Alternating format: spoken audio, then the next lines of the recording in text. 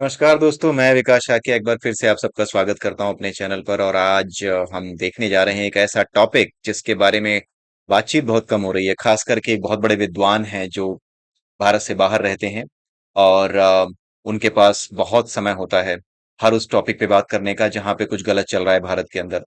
लेकिन पता नहीं, शायद बहुत बिजी होंगे, इसलिए शायद इस विषय में बात करने की उनको फुर्सत नहीं मिली होगी। और जहां तक मैंने उनको एनालाइज किया है, मुझे ऐसा लगता है कि वो आदमी जो है वो भगवत गीता को बहुत, मतलब बहुत नजदीक से फॉलो करता है। एक चीज होती है झूठ बोलना, वो तुरंत पकड़ में आ जाता है। दूसरी चीज होती है सच ना बोलना, सच को छुपा लेना। दो चीजें हैं, झूठ बोलना, दूसरा है सच को छुपा लेना।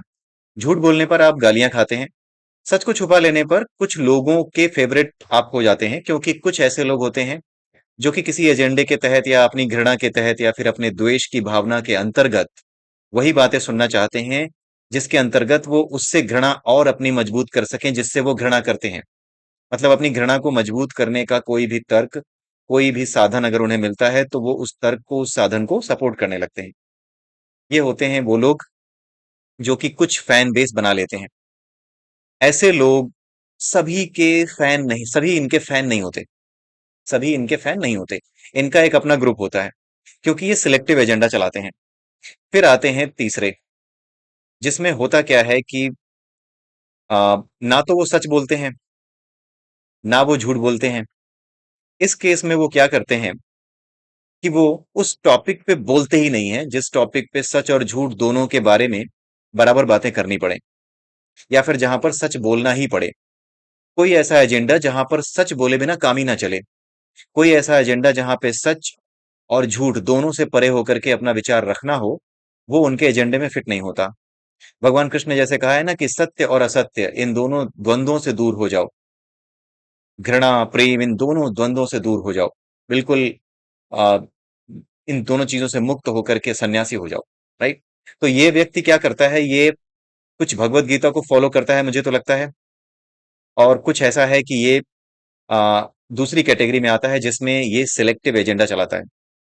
राइट। जैसे वो बातें करना जो सच हैं, झूठ नहीं बोलेगा, लेकिन सच को छुपा लेगा, दूसरे सच को नहीं बोलेगा, दूसरा पॉइंट ऑफ व्यू नहीं बताएगा। और उसको पता है कि ऐसे लोगों का एक फैन बेस बन जाता है, तो ऐसे लोग इसी प्रकार से अपना काम करते हैं। राइट। तो उसे अपने एक फैन बेस की चिंता होती है, लेकिन सभी को अपना फैन बेस बना पाना, फैन बेस में शामिल कर पाना हालांकि बहुत मुश्किल होता है। लेकिन फिर भी जो व्यक्ति बराबर की बातें करता है, जो व्यक्ति संतुलित बातें करता है, उस व्यक्ति को हर जगह से सम्मान मिलने लगता है। लोग कभी नाराज हो सकते हैं कि हाँ आज इसने नहीं बोला, लेकिन इस बात को लेकर के हमेशा उसकी तारीफ होती है कि ये व्यक्ति हमेशा बैलेंस्ड व्यू रखता है, किसी एक की तरफ नहीं होता। ये बातें दोनों तरफ की करता है, दोनों के ही प्रॉस एंड कॉन्स बना बताता है। मतलब समालोचक है वो, एक तरीके से बैलेंस्ड वे में जो आलोचना करने वाला व्यक्ति होता है, संतुलित रूप से जो आलोचना करने वाला व्यक्ति होता है, उसकी श्रेणी में वो आता है। और कभी कभी लोग नाराज हो सकते हैं, दोनों पक्षों के लोग नाराज हो सकते हैं, किसी एक पक्ष का व्यक्ति कभी कभी नाराज हो सकता है, क्योंकि हर आदमी हर किसी को खुश नहीं कर सकता। लेकिन इनकी छवि हमेशा ऐसे व्यक्ति की होती है जो संतुलित है। लेकिन यूट्यूब का समय है, क्यों भाई संतुलित छवि बना के करना क्या है? मेन चीज तो है कि आप नेगेटिव वे में, पॉजिटिव वे में, किसी भी वे में आप अपनी रीच बढ़ाओ। तो इस वजह से वो व्यक्ति क्या है कि इस तरीके के काम करता है। और जिस टॉपिक पे मैं बात करने जा रहा हूँ, उस टॉपिक पे वीडियो बनाना कितना जरूरी था, इस टॉपिक पे बोलना कितना जरूरी था। बहुत से उसके चमचे हैं, बहुत से उसके ऐसे भक्त हैं जो कि कहते हैं कि आज की डेट में इससे बड़ा देशभक्त भारत माता ने जन्मा ही नहीं है। इस तरह की बातें उस व्यक्ति के बारे में करते हैं। लेकिन आप जरा देखिए कि जिस टॉपिक को हम डिस्कस करने जा रहे हैं, ये इतना इंपॉर्टेंट टॉपिक है, या तो इसके फेवर में बोलो या इसके अगेंस्ट में, लेकिन कुछ तो बोलो। लेकिन वो व्यक्ति इतने इंपॉर्टेंट टॉपिक को उठाता ही नहीं है। राइट। मैं समझ सकता हूं कि आप समझ रहे होंगे कि किस व्यक्ति की बात हो रही है। तो देश से बाहर बैठ करके, देश में हैं भी नहीं आप, कई सालों से देश से बाहर रह रहे हैं, लेकिन इसके बाद भी आपको ज्ञान देना है देशवासियों को, और उन मुद्दों पे नहीं बोलना है जो कि जरूरी है। तो ये एक आपके हिडन एजेंडा को दिखाता है, और आप लोगों को ज्यादा दिन तक बेवकूफ नहीं बना पाएंगे। हाँ, आपके कुछ चमचे हो सकते हैं, लेकिन वो चमचे भी एक दिन समझ जाएंगे और उनकी कीमत भी एक दिन समाप्त हो जाएगी। तो आइए देखते हैं टॉपिक के बारे में कि कौन सा टॉपिक है आज हमारा जो डिस्कस करने जा रहे हैं। तो आज हमारा जो टॉपिक है वो है बंगाल में जो बांग्लादेशी माइग्रेंट्स आते हैं उनकी गिनती अचानक से बढ़ सकती है। इसको लेकर के एक चिंता बनी हुई है और इसको लेकर के चिंता अचानक से बढ़ा दी गई। बंगाल की मुख्यमंत्री ने ये कहा कि अगर बांग्लादेश में जो प्रॉब्लम्स हो रही हैं उस प्रॉब्लम की वजह से बांग्लादेशी अगर भारत में प्रवेश करते हैं तो हम उन्हें शरण देंगे। ठीक है, ये बात उन्होंने कही बंगाल के मुख्यमंत्री ने। ठीक है, और इन लोगों के तो बहुत बड़े सपोर्टर रहे हैं ये महोदय जिनके बारे में बात कर रहा था, लेकिन उसके बावजूद भी उनके फेवर में कोई भी वीडियो नहीं बनाई, ना उनके अगेंस्ट में बनाई कि हाँ आपने गलत कहा या सही कहा, कुछ भी नहीं। राइट, कुछ भी नहीं बनाया। सो ऐसा जो है हमें समझना पड़ेगा कि बांग्लादेश की मुख्यमंत्री क्यों ऐसा सॉरी बंगाल की मुख्यमंत्री ऐसा क्यों कह रही हैं। और सबसे बड़ी बात यह है कि बांग्लादेश में इस समय प्रोटेस्ट चल रहे थे आरक्षण के विरोध में। आरक्षण का विरोध वहां पे इसलिए हो रहा था क्योंकि कुछ ऐसे लोगों को आरक्षण दिया गया था जिनके फैमिली मेंबर्स ने कभी किसी समय बांग्लादेश के मुक्ति संग्राम में हिस्सा लिया था और पाकिस्तानी सैनिकों से लड़ाई की थी, उनके विरुद्ध संघर्ष किया था, अपने प्राणों की आहुति दी थी, तो उसके बदले में उनके परिवार वालों को आरक्षण मिलता है। तो अब बांग्लादेश के लोग कह रहे हैं कि नहीं, ये आरक्षण अब समाप्त करो, हो चुका जो होना था, ठीक है, अब बहुत हो चुका, अब बिना बात के आप इनको नौकरियां दिए जा रहे हैं, इनके पूर्वजों ने किया, माना अच्छी बात है किया, लेकिन ये क्या है कि आप इतनी ज्यादा नौकरियों में इनको इतना ज्यादा आरक्षण देते हो। तो इस चीज को लेकर के काफी बवाल हुआ, वहां पे गोलियां चली, काफी ज्यादा लोग इधर उधर भागे और भाग करके भारत की ओर भी आने की कोशिश करेंगे। और इनफैक्ट आपको पता ही होगा बहुत सी खबरें ऐसी आ रही हैं जहां पे बांग्लादेशी माइग्रेंट्स भारत के अंदर घुस चुके हैं, रोहिंग्याज भारत के अंदर घुस चुके हैं। रोहिंग्याज भारत के अंदर घुस करके एक खबर तो ऐसी आई है कि जिसमें अभी निशिकांत दुबे जो कि भाजपा के एक नेता हैं, उन्होंने भी सांसद हैं, उन्होंने भी बोला है कि जो बंगाल है और बिहार है वहां पे कुछ ऐसी स्थिति हो चुकी है कि वहां पर जो रोहिंग्या हैं जो भाग करके आए हैं वो क्या करते हैं कि बिहार में आते हैं, नकली उनका आधार कार्ड बन जाता है। ठीक है, कोई भी लिख देता है, आधार कार्ड उनका बन जाता है और आधार कार्ड बनने के बाद फिर वो वहां पे चुनाव भी लड़ते हैं। रोहिंग्या जो कि भारत का नागरिक नहीं है, भारत देश में रहता नहीं है, भारत एक ऐसा देश जहां पे अपने लोगों के लिए नौकरी नहीं बची हुई है, वहां पे 60 से 70 हजार लोगों के अंदर घुस आने की संभावना है, घुस के आ चुके हैं, दूसरे देशों से घुसकर आ चुके हैं और भारत के लोग यही कह रहे हैं हमें नौकरी दो। अरे तुमसे पहले वो 60 हजार जो भारत बाहर से आए हैं ना, वो नौकरी मांग लेंगे और उन्हें दे भी दी जाएगी, उनको मिल भी जाएगी। क्यों, कैसे मिलेगी? क्योंकि उनके पास आधार कार्ड है। वो क्या कर रहे हैं, वो कर ये रहे हैं कि यहाँ पर जो आदिवासी लोग रहते हैं, जो आदिवासी महिलाएं हैं, वो क्या करते हैं कि आदिवासी महिलाएं हिंदू हैं लेकिन जो रोहिंग्या आया है वो मुस्लिम है, दूसरे धर्म का है। वो क्या करते हैं, आधार कार्ड नकली बनवाते हैं और इनसे शादी कर लेते हैं। शादी करके फिर जो है यहाँ पर प्रधानी का चुनाव लड़ते हैं, यहाँ पर किसी और चीज का चुनाव लड़ते हैं और भारत के नागरिक बन करके देश की संसद तक में पहुंच सकते हैं। आप जरा सोच करके देखिए कि जो व्यक्ति बाहर से आ रहा है, जो जिसकी भारत के प्रति कोई श्रद्धा नहीं है, वो क्या करेगा अगर वो संसद में पहुंच जाएगा तो। आप यही सोचते रह जाएंगे कि सस्ता तेल, सस्ता पेट्रोल, रोजगार कैसे मिलेगा, और एक दिन ऐसा होगा कि आपको अपने ही घर से भगाया जा सकता है। ऐसा फ्रांस में आप देख रहे हैं, फ्रांस में दंगे हो रहे हैं, फ्रांस में ये हो रहा है कि हमें हमारा हक दो। ये वो लोग हैं जो हक मांगने वाले हैं, ये वो लोग हैं जो कभी शरण मांगने गए थे कि हमें शरण दे दो, हमें भगा दिया गया है। पहले ये शरण लेने के लिए गए, शरण लेने के बाद क्या हुआ, जब उन्हें शरण मिल गई तो अब कह रहे हैं नहीं नहीं, अब हमारे लिए अलग से जगह होनी चाहिए, हमारा अलग पहचान है, हमारी अलग संस्कृति है, हम अपनी संस्कृति के हिसाब से अलग चलेंगे। और आज के समय में उन्होंने फ्रांस में जगह जगह पे हमले किए हैं, चाकू से हमले किए हैं, कई जगहों पे ट्रक लेकर के आतंकवादी हमले किए हैं कि ट्रक लेकर के घुस गए, कई लोगों को मार दिया। तो ये चीजें जो स्थितियां बनती हैं, पूरे विश्व में इस तरह की स्थितियां बनी हैं, लेकिन फिर भी भारत इन चीजों से नहीं सीख रहा। नेताओं को तो कोई लेना देना नहीं, उन्हें तो बस इतना पता है कि मेरी सत्ता चले, मेरे मरने के बाद देश की जनता का जो होता रहे। लेकिन हमें और आपको सोचना है क्योंकि अपने बच्चों को हम बड़ा हुआ होता हुआ देखेंगे अपने ही भारत के अंदर। ठीक है, और उसके बाद उनके बच्चों का भविष्य सुरक्षित करना हमारे लिए हमारा कर्तव्य बनता है। तो ऐसा क्या हुआ है कि बवाल क्रिएट हो गया है भारत सरकार और जो लखनऊ सॉरी लखनऊ कह रहा हूँ, जो बंगाल की गवर्नमेंट है उसके बीच में। हुआ ये कि बंगाल के मुख्यमंत्री ने ये कह दिया कि हम जो है बांग्लादेशियों को शरण देंगे जो कि भाग कर आ रहे होंगे। क्यों? क्योंकि वो भाग के इसलिए आ रहे हैं क्योंकि वहां पे दंगा हो गया है, जिसके विरोध में आरक्षण के विरोध में जो लोग दंगा कर रहे थे उनको भगाया गया, उनको पीटा गया। तो जब वो पीटा गया, उन पे गोलियां चली, तो वो भाग करके भारत की ओर आ रहे हैं। तो मुख्यमंत्री ने कह दिया बंगाल की कि हम इन्हें अपने यहाँ रख सकते हैं। अब समस्या ये है कि अगर आप इन्हें अपने यहाँ रखेंगे तो किस नियम के तहत रखेंगे। पहली बात तो ये कि जो मुख्यमंत्री हैं उन्होंने ये कहा है कि यूएन में यानी कि यूनाइटेड नेशंस ने एक क्लॉज बनाया हुआ है कि शरणार्थियों को शरण देना देशों का दायित्व होगा। जो शरणार्थी हैं उनको दायित्व होगा शरण देना। ठीक है, तो जो मुख्यमंत्री हैं वो इसी वजह से कह रही हैं कि हम जो है किसी को भी शरण देंगे। लेकिन क्या ये बात सही है कि यूएन में लिखा है और यूएन में लिखे होने से, यूएन के क्लॉज में लिखा है और क्या यूएन के क्लॉज में लिखे होने भर से आप जो है उस बात को मान लोगे? जवाब है नहीं। उसका एक नियम है। अगर मान लीजिए भारत जो है यूएन का सदस्य है, यूएन ने कोई नियम बनाया कि शरणार्थियों को लेकर के हम एक नियम बना रहे हैं, आप सभी को शरण देनी होगी उन लोगों को जो आपके देश में शरण लेने आते हैं। लेकिन केवल उनके कहने भर से ऐसा नहीं हो जाएगा। जब कोई देश इस चीज को मानता है तो मानने से पहले उसको अपनी संसद में एक नियम जो है पास करना पड़ता है, जिसके अंतर्गत ये पास किया जाता है कि कोई भी व्यक्ति जो कि आएगा भारत के अंदर उसे हम शरण देंगे। अगर भारत ने ये नियम पास नहीं किया है तो कोई भी राज्य अपनी मनमानी से, संविधान के अनुसार अपनी मनमानी से ये काम नहीं कर सकता। संविधान ये कहता है कि विदेश नीति, ये जो चीज है बांग्लादेश से लोग आएंगे तो उन्हें रखना है कि नहीं रखना है, ये विदेश नीति का हिस्सा होता है।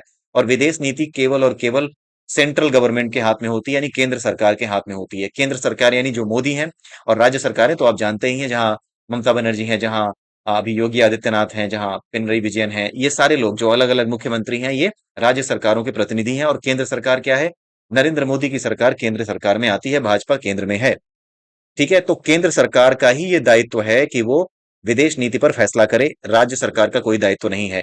अगर मुख्यमंत्री ये कह रही हैं बंगाल की कि राज्य का होने के नाते भी मैं जो है बाहर से आने वाले बांग्लादेशियों को अपने यहाँ शरण दूंगी, तो इसका मतलब है कि वो संविधान का उल्लंघन कर रही हैं। ये बात वीडियो बनाते समय उनको बोलनी पड़ जाएगी। जो महाराज हैं, जो बैठे हुए हैं जर्मनी में, ठीक है, उनको बोलनी पड़ जाएगी। इसीलिए वो इतने बेशर्म हैं कि उनको जरा सी शर्म नहीं आती कि हम जो है वीडियो बना दे। क्यों? क्योंकि उन्हें शर्म इस बात पे आ रही है कि मैं बोलूंगा कैसे। इसलिए वो सत्य असत्य दोनों से परे हो गए, सन्यासी हो गए और अपना वीडियो बनाया ही नहीं। जबकि ये इतना जरूरी मुद्दा है जिस पे बात होनी चाहिए, लेकिन महाराज ने वीडियो बनाया ही नहीं।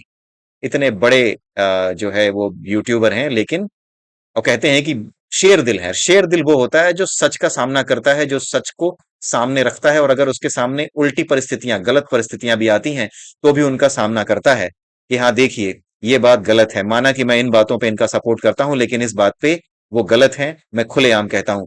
ये होता है शेर दिल। और बाकी जो है ना, वो शेर दिल नहीं है, वो सियार पना है। ठीक है, इसलिए अगर आप चमचे हैं उसके तो आप उसको जो है सियार समझें, शेर ना समझें। ठीक है, तो यूएन क्लॉज हो गया। उसके बाद हो गया आपका स्टेट गवर्नमेंट का ज्यूरिसडिक्शन नहीं है। तीसरी चीज, ये सेंट्रल गवर्नमेंट की है, स्टेट गवर्नमेंट की नहीं है। तो कुल मिलाकर के बंगाल के मुख्यमंत्री पूरी तरह से गलत हैं जब वो ये कहती हैं कि यूएन के अनुसार भी मैं अपने यहाँ शरण दे सकती हूँ, और जब वो ये भी कहती हैं कि मैं उन्हें शरण दूंगी, हम ऐसा करेंगे, क्योंकि ये उनके ज्यूरिसडिक्शन में नहीं आता। ये ज्यूरिसडिक्शन में आता है किसके? सेंट्रल गवर्नमेंट के। ठीक है, इसके लिए कुछ बातें मैं आपको पहले ही बता चुका हूं कि कौन सी चीजों पर स्टेट कानून बना सकता है, कौन सी चीजों पर यूनियन कानून बना सकता है, कौन सी चीजों पर दोनों ही कानून बना सकते हैं। इनके बारे में हमने डिस्कस किया है एक बार। तो स्टेट लिस्ट में वो सब्जेक्ट डाले जाते हैं जिस पर स्टेट कानून बना सकता है। उस स्टेट लिस्ट में कहीं पर भी फॉरेन रिलेशंस या फॉरेन अफेयर्स के बारे में मेंशन नहीं किया गया है कि इस सब्जेक्ट पर स्टेट लॉ बना सकता है। इसका मतलब स्टेट कभी भी फॉरेन अफेयर्स पे लॉ नहीं बना सकता या कोई डिसीजन अपने आप से नहीं ले सकता। तो यहां पर मुख्यमंत्री पूरी तरीके से गलत हैं। दूसरी चीज, जब भी यूएन ऐसा करेगा तो आपको अपने यहाँ ये चीज पास करनी पड़ेगी, तभी ये चीज होगी। यूनियन लिस्ट जो होती है उसमें उसमें क्या होता है कि वो सब्जेक्ट होते हैं जिस पर यूनियन यानी कि सेंट्रल गवर्नमेंट लॉ बना सकती है, कानून बना सकती है। यानी कि मोदी की गवर्नमेंट, मोदी जी की गवर्नमेंट, भाजपा की गवर्नमेंट, वो जिस पे लॉ बनाएगी वो लॉ बनेगा। राइट, वो यूनियन का हक उस पे होगा।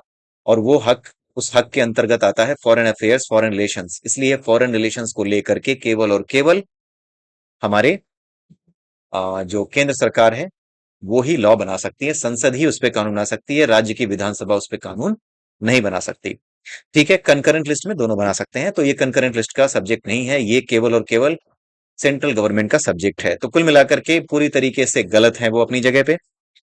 और उससे बड़ी बात यह आती है कि मान लीजिए आज की तारीख में आप कह रहे हैं कि हम जो है बांग्लादेशियों को बुलाएंगे, स्वागत करेंगे उनका।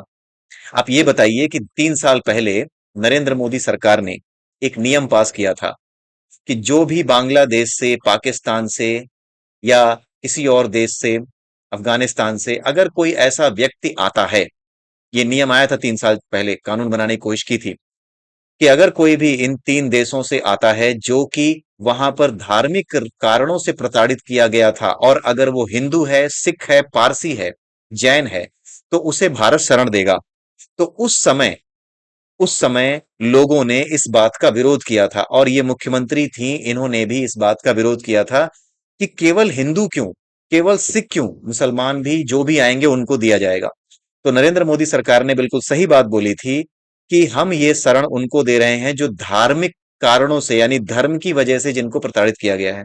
आप ये बताइए कि जब पाकिस्तान एक मुस्लिम देश है, तो पाकिस्तान में कोई भी मुसलमान ये कैसे कह सकता है कि मुझे धर्म की वजह से प्रताड़ित किया गया, क्योंकि वो तो खुद ही मुसलमान देश है। लेकिन यहां पर भारत के लोगों में भ्रम फैलाया गया, भारत की जनता में भ्रम फैलाया गया, और भारत की जनता तक बहुत से ऐसे लोग जिन्हें समझ में नहीं आया, वो लोग भी इस बात के विरोध में हो गए कि नहीं, देना है तो सबको दो। आज की तारीख में आप देखिए कि क्या चल रहा है। आज की तारीख में वही मुख्यमंत्री ये कह रही है कि बांग्लादेश से आने दो, आने दो, आने दो। क्यों आने दो? क्योंकि वही उनका वोट बैंक है। नकली आधार कार्ड आराम से बनवाए जा सकते हैं, किसी भी आदमी से बोल करके, कोई भी प्रधान हो गांव का, उससे लिखवा दीजिए कि यहां रहते हैं, मैं जानता हूं इन्हें। कितना जा रहा है? कितना जा रहा है? कुछ नहीं लग रहा। 200 300 रुपए, 400 रुपए, अगर मान लीजिए कुछ होता भी होगा, ये नहीं पता, हो सकता है ऐसे ही लिख दिया जाता हो। कोई नहीं पता भाई, हमें भी कोई चेक थोड़ी करता है। ये माना जाता है कि हाँ, ये रहने वाले थे, ये कह रहे हैं, हम तो इन्हें जानते हैं, ये कह रहे हैं, तो इनकी जमानत पे मैं इन्हें आधार कार्ड बनवा देता हूँ, इनका इनका लिख देता हूँ कि भाई ये भी यहाँ पे जानने वाले हैं। ऐसे करके 60 70 हजार लोग भारत में बढ़ चुके हैं। वो देश जिसकी आबादी पहले से ही 100 करोड़ है, वो देश जहां पे लोग मरे जा रहे हैं कि नौकरी हमें कैसे मिलेगी, वहां 70 80 हजार लोग अलग से हमारे देश के नेता लेकर के आए। हर कोई ऐसा नहीं कर रहा, लेकिन गलती किसकी है? राजनीति की ही तो है। लोग लेकर के आ रहे हैं, उनको लेकर के भारत में घुसा रहे हैं। अब वो लोग भारत में आते हैं, आकर के यहां पर क्या करेंगे? नौकरी मांगेंगे, हक मांगेंगे, राइट? और वो कहेंगे कि हम तो भारत के ही नागरिक हैं, क्योंकि आधार कार्ड तो बन गया। आधार कार्ड बन गया, उससे बड़ी क्या चीज है? आज की डेट में तो आधार कार्ड हर चीज से जुड़ा हुआ है, हर चीज जोड़ करके वो पूरे भारत के संसाधनों पर कब्जा करेंगे। 60 70 हजार लोग कम नहीं होते। 60 70 हजार लोगों को तो नौकरी नहीं मिली है पिछले 1 साल में। आप सोचिए, इतने लोग घुस गए। और भारत के लोगों को यही समझ में नहीं आ रहा है कि ये चीजें कैसे की जाए। उनको बस एक चीज दिख रही है, सस्ता पेट्रोल, सस्ता डीजल। अरे जब पूरी दुनिया में लड़ाई हो रही है, तो तुम्हें सस्ता कहां से मिल जाएगा मेरे भाई?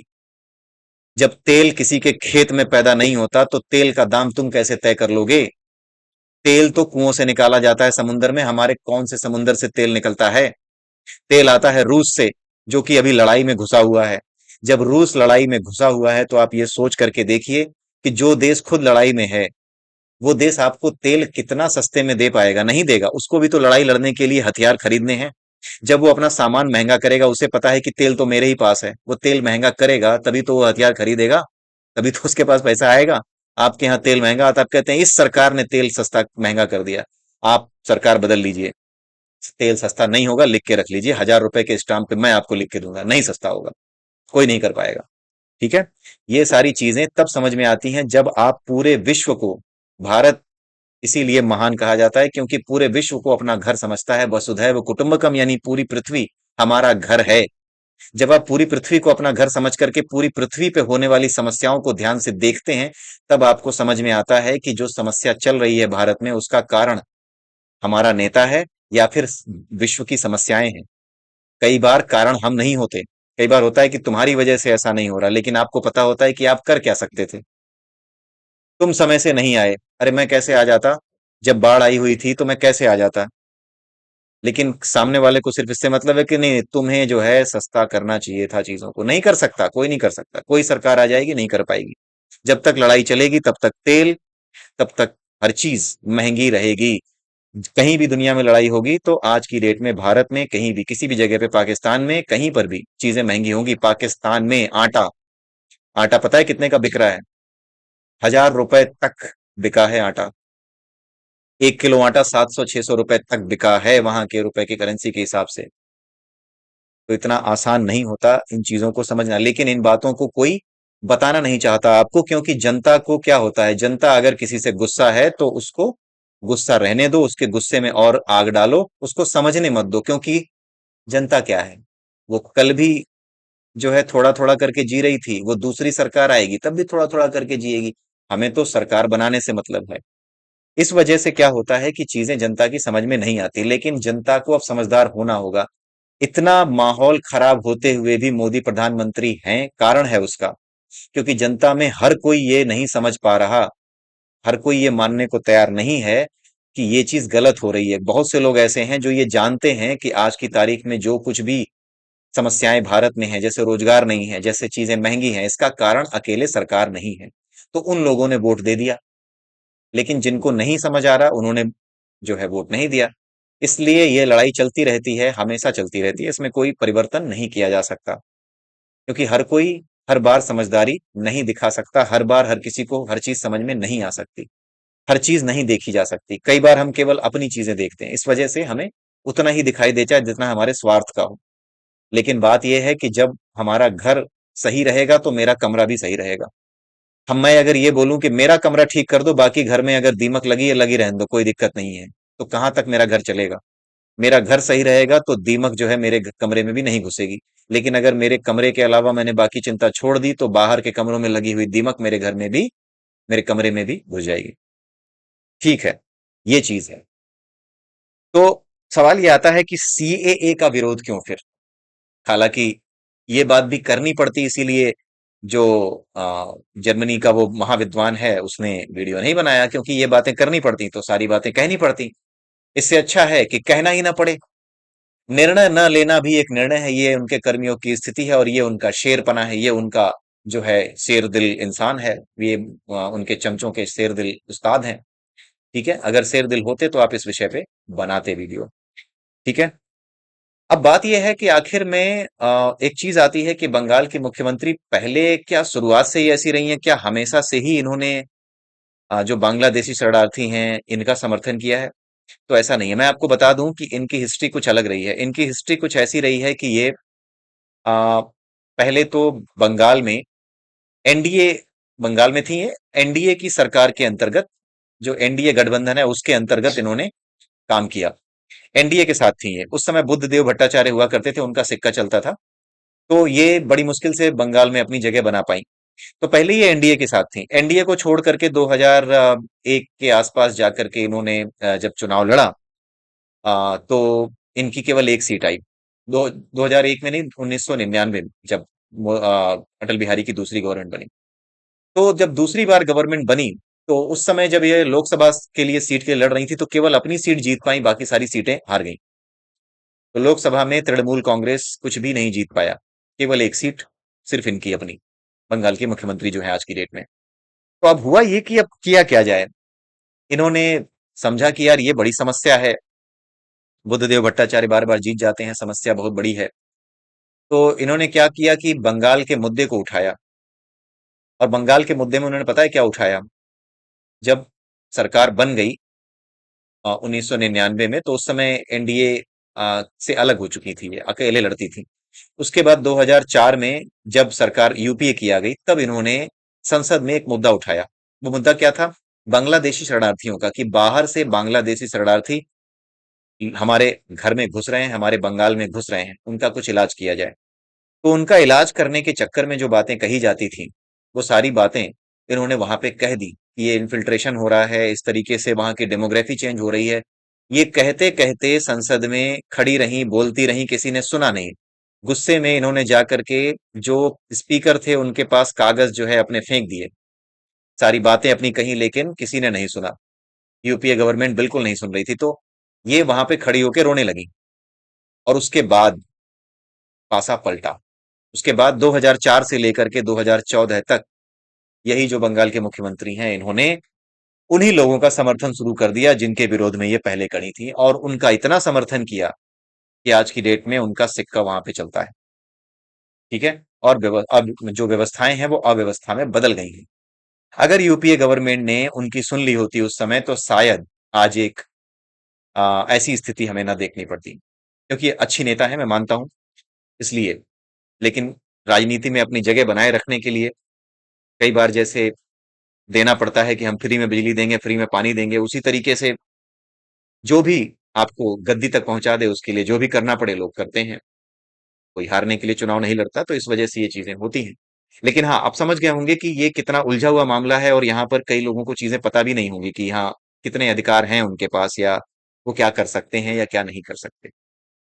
ठीक है, तो ये था पूरा पुलिंदा इस जानकारी का। और खोजिएगा, हो सकता है कि जर्मनी के महाविद्वान इस पे कोई वीडियो बना दें। नहीं बनाते हैं तो आप उनको शेर कहना बंद कर दीजिए। कोई शेर दिली नहीं है, सच बोलना सबसे बड़ी शेर दिली है। आप बोलिए। तो इसी के साथ ये वीडियो मैं यहीं पे समाप्त करता हूँ। अगले वीडियो में फिर मिलेंगे, तब तक के लिए नमस्कार।